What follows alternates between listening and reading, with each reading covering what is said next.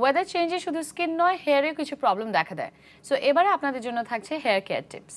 এখন season change হচ্ছে, আর এই সিজন চেঞ্জের সাথে সাথেই আমাদের হেয়ার ড্যামেজ হয়ে যাচ্ছে।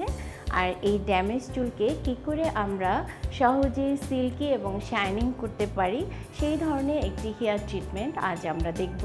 পার্লারে সাধারণত আমরা এটাকে হেয়ার স্পা বলে থাকি।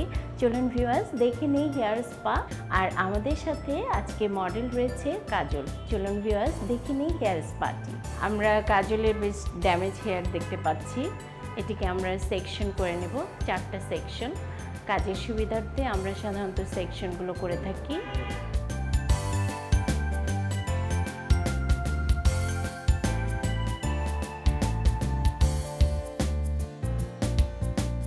আমরা মেডিসিনটি প্রথমে চুলের গোড়ায় ভালো করে লাগিয়ে দেব, তারপর লেন্থ অফ দ্য হেয়ার পর্যন্ত পুরো চুলে ভালোভাবে আমরা স্পা মেডিসিন লাগিয়ে দেব। তারপর আমরা টেনে টেনে পুরো চুলগুলিতে ভালো করে মিলিয়ে দেব।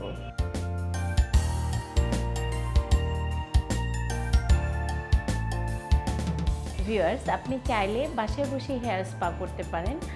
মার্কেটে অনেক রেডিমেড হেয়ার স্পা পাওয়া যায়, সেখানে কিছু নিয়মকানুন লেখা থাকে, আপনি সেটা ফলো করে করতে পারেন। আর সময় পেলে পার্লারেও চলে আসতে পারেন।